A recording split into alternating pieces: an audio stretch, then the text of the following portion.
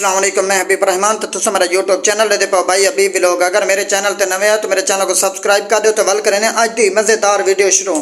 اج دی ویڈیو کے سارے دوستن کریامن فیضی صاحب اپنی مسجد دے اندر ایک محفل کیتی پین چوک سر شہید کریامن فیضی صاحب تو نہ سکو اپنی محفل دے اندر انوائٹ کیتا تے جل کے محفل بھی سن دے تے علماء زیارتاں بھی کرنے لاہور تو آندے پین۔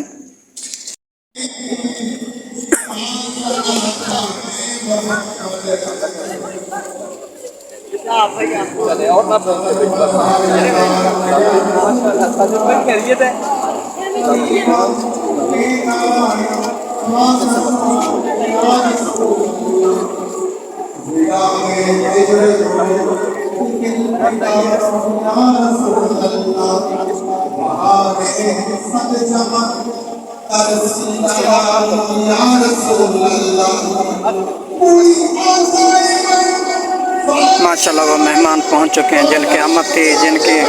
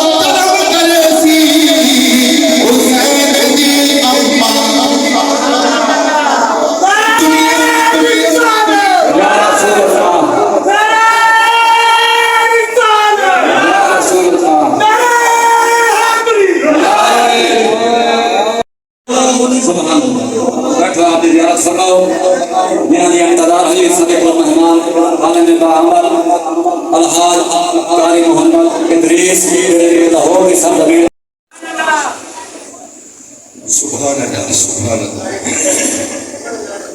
میں بغیر کسی تمہید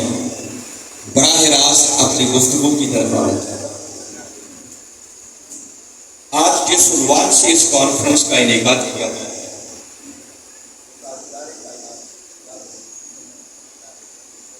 آج دارے ختم نبوت، دارے ختم نبوت، دارے ختم نبوت۔ تو میں عرض کیا کر رہا تھا کہ تاجدار کائنات صلی اللہ علیہ وسلم کی جس شان ختم نبوت کے عنوان سے آج کی اس کانفرنس کا انعقاد کیا گیا ہے، یاد رکھیں کہ یہ عقیدہ ختم نبوت یہ کوئی معمولی عقیدہ نہیں، بلکہ اگر میں یوں کہوں تو بے جانا ہوگا کہ عقیدہ ختم نبوت یہ تمام تر عقائد کی روح اور جان ہے۔ عقیدہ ختم نبوت یہ ہمارے ایمان کا مرکز و محور ہے۔ عقیدہ ختم نبوت یہ ضروریات دین میں شامل ہے، اور تاجدار کائنات صلی اللہ علیہ وسلم کی شان ختم نبوت یہ وہ پہلا پتھر ہے جس پر قصر اسلام کی خوبصورت عمارت تعمیر۔ اگر اس پتھر کو نکال دیا جائے تو اسلام کی عمارت دھڑام سے نیچے گر جائے۔ یہ وجہ ہے کہ 14 صدیاں بیت گئی، ہر دور کے اندر جب کبھی بھی تاجدار کائنات صلی اللہ علیہ وسلم کی اس شان ختم نبوت پر کوئی کسی نے حملہ کرنے کی کوشش کی تو صاحبان ایمان لوگوں نے ہر دور کے اندر اپنی ہر چیز داؤ پر لگا کر بھی اس شان ختم نبوت کا تحفظ اپنا فرض آپ کو سن کر ایک خوشگوار ہے، ممکن ہے بہت سے سامعین علماء سے تو کوئی چیز کبھی چھپی نہیں ہوتی، میں نوجوانوں کو مخاطب کر کے کہہ رہا ہوں، ہو سکتا ہے لوگوں کے ذہنوں کے اندر یہ خیال ہو کہ شاید یہ تاجدار کائنات صلی اللہ علیہ وسلم کی شان ختم نبوت یہ کوئی ایسا عقیدہ ہے یا ایسی شان ہے جو صرف قرآن کی 2-4 آیتوں سے ثابت بالعموم آپ کو معلوم ہے کہ سورہ احزاب کی ایک آیت کریمہ جو میں نے تلاوت کی ہے، اسی آیت کو بالعموم گفتگو کے عنوان کے طور پر تلاوت کی۔ ہو سکتا ہے کہ عام سامعین کے ذہنوں میں خیال ہو کہ شاید یہ قرآن کی وہ 2-4 آیتوں سے عقیدہ ثابت ہوتا ہو۔ یاد رکھیں یہ ایسا عقیدہ ہے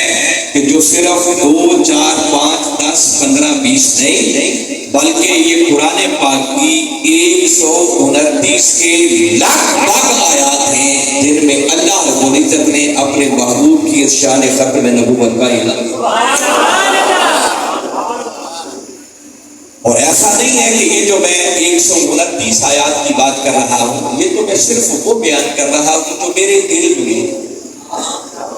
ہمارے قائد، ہمارے شیخ، ہمارے مربی شیخ الاسلام پروفیسر ڈاکٹر محمد طاہر القادری مدعی اللہ علیہ، آپ نے عقیدہ ختم نبوت پر ایک بڑی ضخیم کتاب، شاید 14 صدیوں کے اندر اتنی ضخیم کتاب اس عقیدے پر آپ کو ملے، اور آپ نے اس کتاب کے اندر آقا کی شان ختم نبوت پر قرآن کی 129 آیات سے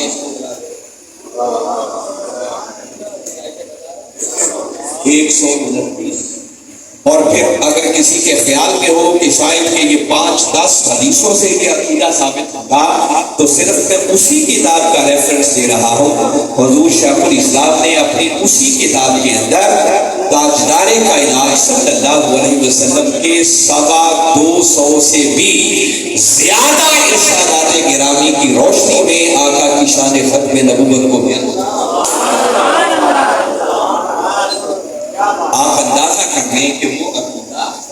جس پر قرآن کی 129 آیات شاہد اور عالم اور 250 سے بھی زیادہ حدیث آقا کے فرامین آقا کی شان ختم نبوت کو بیان کر رہے ہوں تو ذرا اندازہ لگائیں کہ دین کے اندر، ایمان کے اندر اس عقیدے کی اہمیت کا عالم۔ اس لیے میں نے بتایا کہ یہ ایسا عقیدہ ہے کہ جب کبھی بھی میرے آقا کی شان ختم نبوت پر کسی بدبخت نے حملہ کرنے کی کوشش کی تو اہل ایمان نے ہر دور کے اندر اپنا قربان کر کے بھی اس عقیدے کا تحفظ اپنا پہلا فرض، اور قیامت تک جب کبھی بھی آقا کی اس شان پر کوئی بدبخت حملہ کرے گا تو اہل ایمان کبھی اس پر سونے بازی نہیں کر سکتے، اس پر کمپرومائز نہیں کر سکتے۔ وہ ہر دور میں ہر وقت اپنے آقا کی اس شان کے تحفظ کے لیے اپنا سب کچھ قربان کرنے کے لیے تیار۔ اب ظاہر ہے 129 آیات تو وہ ہے جو صرف حضور شیخ الاسلام نے اپنی کتاب میں لکھی، مگر یہ کوئی حرفی آخر نہیں، معلوم نہیں ابھی قیامت تک کیسے کیسے ایسے علم آئیں گے جو قرآن اور حدیث کے سمندر میں غوطہ زنی کر کے آقا کی اس شان ختم نبوت پر نئے نئے ہیرے جواہر اور موتی نکال کر ماحول اللہ نے اچھا بنا دیا ہے۔ تو مجھے یاسین صاحب فرما رہے تھے کہ ہم چاہتے ہیں کہ خطاب پر ہونا چاہیے۔ میں نے کہا کہ میں بھی سوچ تو یہی رہا ہوں کہ کم از کم 6 گھنٹے تو لاہور سے آنے میں یہاں لگ جاتے ہیں، تو 6 گھنٹے آپ پریشان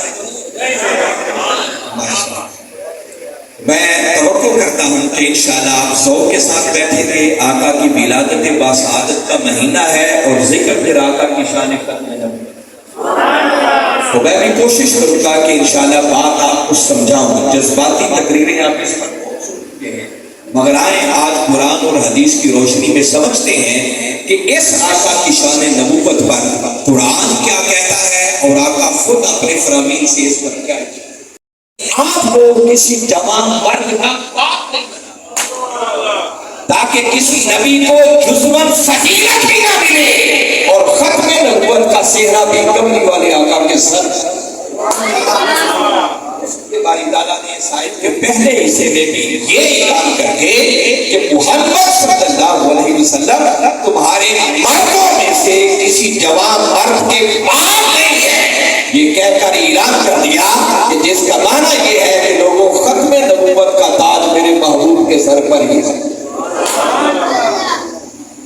آگے پھر آقا کی شان بیان کی کہ اچھا اگر وہ کسی جوان مرد کے بات نہیں ہے پھر کیا ہے؟ فرمایا بلا کہ رسول اللہ، بلکہ وہ تو اللہ کے رسول۔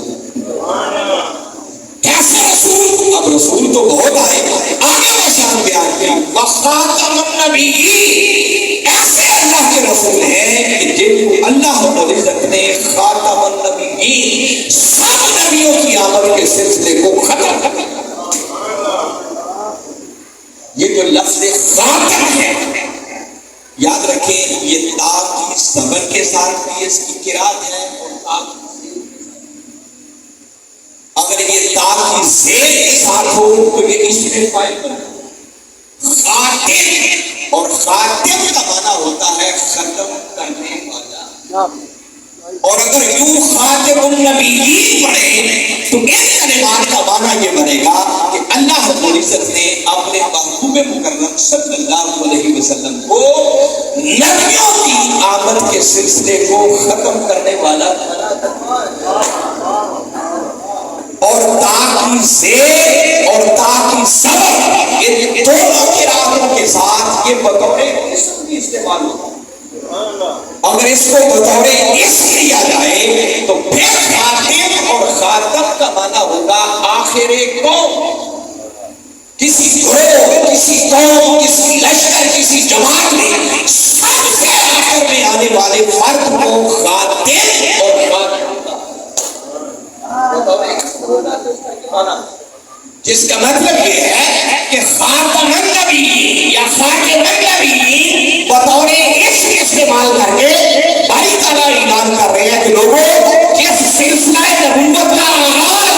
میں نے حضرت آدم علیہ السلام سے کیا تھا اور سماوات کے لگ بھگ انبیاء کرام کو دینا تھا،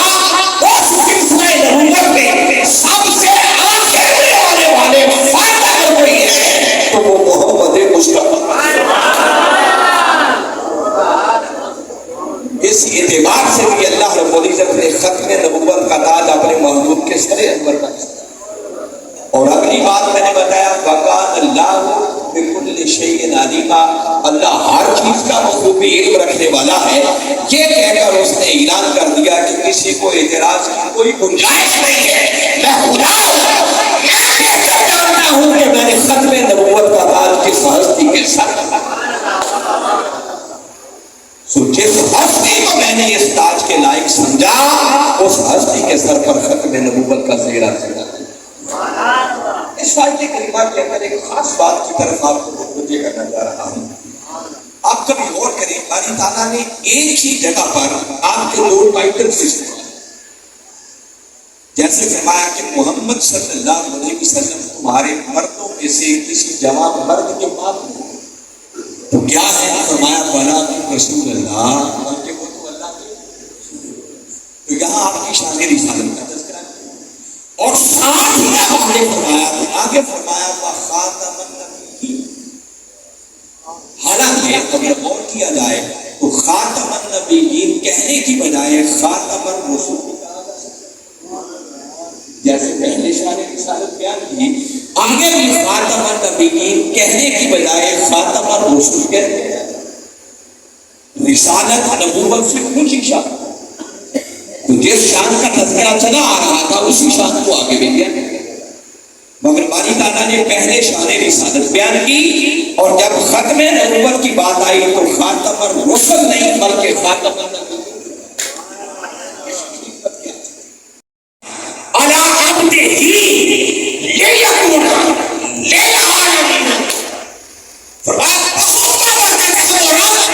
جس نے نازل کیا فرقان اپنے بندے پر، کیوں نازل کیا؟ اس لیے نہیں کہ صرف انسانوں کو ڈر سنانے والا، صرف ایک علاقی گروہ جماعت کو ڈر سنانے والا بنے، نہیں، للعالمین نذیرا۔ فرمایا اس لیے باری تعالیٰ نے اپنے محبوب پر فرقان اور قرآن نازل کیا تاکہ میرا محبوب سارے جہانوں کے لیے نذیر اور ڈر۔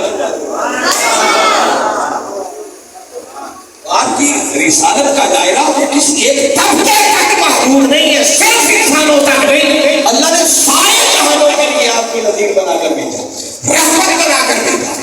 اور یہ عالم